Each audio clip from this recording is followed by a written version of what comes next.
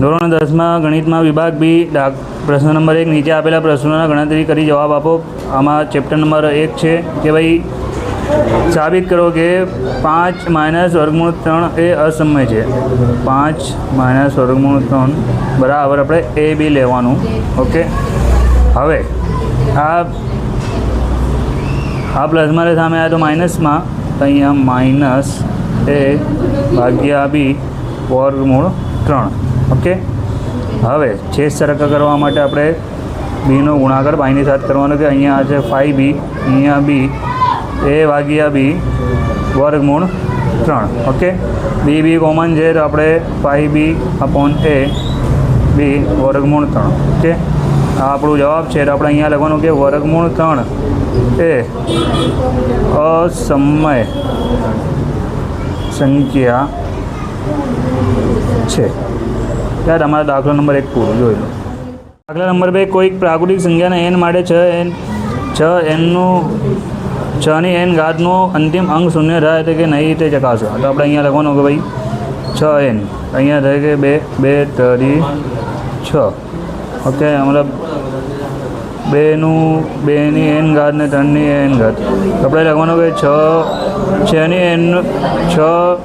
6n ની ઘાત એ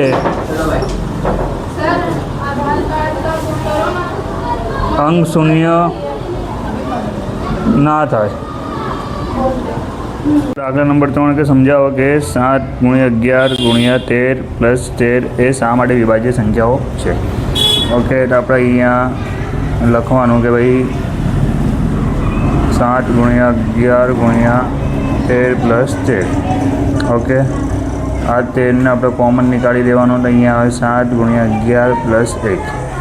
okay, અહીંયા 13 11 × 77 ને 1, 77 ને 1 કેટલા થાય એ ભાઈ 78.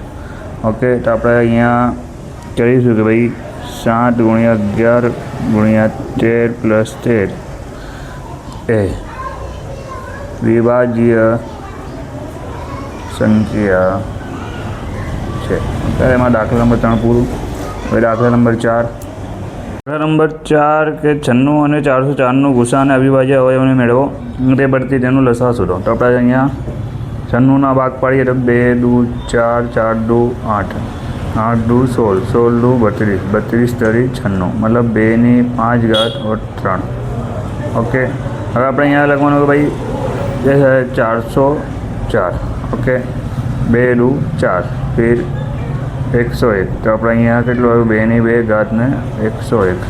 હવે આપણું ગુસા કે ભાઈ ગુસા શું કે ભાઈ જો જે બે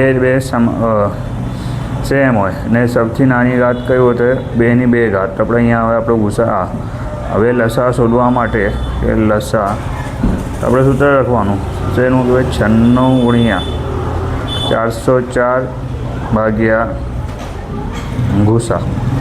ઓકે, હવે 96 × 404 આપણે ગુસા શું છે 4, અહીંયા 4 તો 101 × 4 કરીએ તો 4 4 ગયા. હવે વધ્યું શું 96 × 101. આપણે ગુણાકાર કરીશું તો 96 × 96, મતલબ આ તમારું ગુસા લસા. આ રહ્યું ગુસા. તમારા દાખલા નંબર 4 પૂરું જોઈ લો. દાખલા નંબર 5, 510 અને 92નું લસા અવિભાજ્ય અવયવની રીતે મેળવો અને તે પરથી તેનું ગુસા શોધો. ઓકે, હવે આપણે 510 તો અહીંયા લખવાનું કે ભાઈ 2 × 2 તરી 6, 6 × 5 30. ઓકે, ને 30 × આપણે 17 કરવાનો, 510 થઈ જશે. ઓકે, હવે 92 મતલબ 2 × 2, 2 દુ 4 ને 23. અહીંયા આપણે કરવાનું કે ભાઈ 2ની 4 ઘાત એ 2ની 2 ઘાત ને 23. ઓકે, હવે આપણે શોધવાનું છે લસા, ગુસા. ગુસા તો આપણે સૌથી નાની ઘાત કઈ છે 2ની 1 ઘાત, 3ની 1 ઘાત, 5ની 1 ઘાત અને 17. તો અહીંયા 2ની 1 ઘાત બંને સેમ છે, 2ની 1 ઘાત તો 2 થાય. ઓકે, હવે લસા શોધવા માટે આ બધું લઈ લેવાનું. 2ની 2 ઘાત, 23, 3ની 1 ઘાત, 5ની 1 ઘાત ને 17. તો અહીંયા 2ની 23 ગુણ્યા 3 ગુણ્યા 5 ગુણ્યા 17. તો આપણે અહીંયા જવાબ છે 23,460. બધાનો ગુણાકાર કરી દઈએ. તો તમારા દાખલા નંબર 5 પૂરું જોઈ લો. દાખલા નંબર છે કે બે સંખ્યાઓનો ગુસા 145 અને તેઓનું લસા 2175 છે. જો તે સંખ્યાઓ પૈકી એક સંખ્યા 725 હોય તો બીજી સંખ્યાઓ શોધો. આપણે અહીંયા લખવાનું કે ધારો કે બીજી સંખ્યા 1 છે ને પ્રથમ સંખ્યા 725. ઓકે, તો આપણે અહીંયા લખવાનું કે ભાઈ બીજી સંખ્યા ગુણ્યા પ્રથમ સંખ્યા ગુણ્યા લસા ગુણ્યા ગુસા. ઓકે, હવે આપણે x ગુણ્યા 725 ને લસા છે 21,775 ગુણ્યા 145. ઓકે, હવે આ ગુણાકારમાં છે, સામે જાય તો ભાગાકારમાં.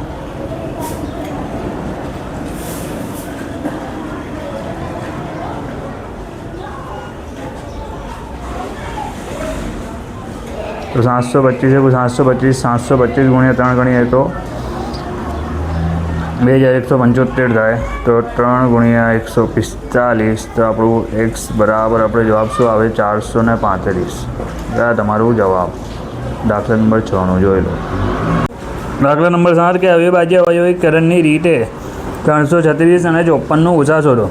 ત્યારબાદ લસા અને ગુસા અને સંખ્યાઓ વચ્ચેનો સંબંધ પરથી તેઓને લસા શોધો. ઓકે, હવે આપણે અહીંયા શોધવું કે 336. ઓકે, તો આપણે અહીંયા કરવાનું કે 2 દુ 4, 4 દુ 8, 8 દુ 16, 16 તરી 48, 48 સિત્તા 336. તો અહીંયા આવે 2ની 4 ઘાત, 3ની 1 ઘાત ને 7ની 1 ઘાત. ઓકે, પછી આપણે અહીંયા 54 કરવાનું. અહીંયા લખવાનું કે 2 તરી 6, 6 તરી 18, 18 તરી 54. ઓકે, તો 2ની 1 ઘાત ને 3ની 3 ઘાત. હવે અહીંયા આપણે શોધવાનું ગુસ્સા. એ ગુસ્સા બરાબર આ 2ની 1 ઘાત, 3ની 1 ઘાત આપણે શું આવ્યું ગુસ્સા 6. હવે લસા શોધવાનું. તો કે લસાનું સૂત્ર આપણે શું છે કે ભાઈ 336 ગુણ્યા 54 ભાગ્યા ગુસા. ઓકે, 336 ગુણ્યા 54 ભાગ્યા 6, 6 1 6, 6 9 54. તો 336 ગુણ્યા 9. તો આપણે 336 ગુણ્યા 9 કરવાનું. તો 6 9 54, 2 5, 9 તરી 18, 18 ને 5 23, 9 તરી 27, 27 ને 5 32, 9 તરી 27, 27 ને 3 30. અહીંયા આપણે 3024. ઓકે, આપણો આન્સર જોઈ લો 7માનો. દાખલા નંબર 8 જો સંખ્યા 2520નો અવયવીભાજ્ય અવયવીકરણની 2ની 3 ઘાત, 3ની p ઘાત ગુણ્યા q ગુણ્યા 7 હોય તો p માઇનસ q શોધો. ઓકે, આપણે અહીંયા કરવાનું કે 2520. આપણે અહીંયા કરવાનું કે 2 ગુણ્યા 2 રૂજા 4 દુ 8, 8 તરી 24, 24 તરી 72. ઓકે, અહીંયા આવશે કે 72 5 અને 5. તો અહીંયા 2ની 3 ઘાત, 3ની 2 ઘાત, 5 ગુણ્યા 7. ઓકે, આપણે સવાલ શું છે ભાઈ 2ની 3 ઘાત, 3ની p ઘાત ને q ગુણ્યા 7. ઓકે, હવે અહીંયા 3 3 તો છે જ. p બરાબર શું છે 2. તો અહીંયા લખવાનું કે ભાઈ p બરાબર 2. q બરાબર શું છે 5. તો q બરાબર 5. હવે આપણે કરવાનું p માઇનસ q. તો મતલબ 2 માઇનસ 5. તો આપણો જવાબ શું આવે -3. જોઈ લો દાખલા નંબર 8નો આન્સર. દાખલા નંબર 9 જો ગુસા બરાબર 306, 657 બરાબર 9 આપેલ હોય તો લસા શોધો. ઓકે, આપણે અહીંયા લસા શોધવું છે. કે લસાનું સૂત્ર શું છે? એ લસા બરાબર 306 ગુણ્યા 657 ભાગ્યા ગુસા. ઓકે, તો 306 ગુણ્યા 657 ભાગ્યા 9. તો આપણે કરવાનું કે 34 9 306, તો 9 9 ગયા, તો 34 ગુણ્યા 657, તો આપણો જવાબ આવશે 22,338. ઓકે, તમારા દાખલા નંબર 9નો આન્સર જોઈ લો.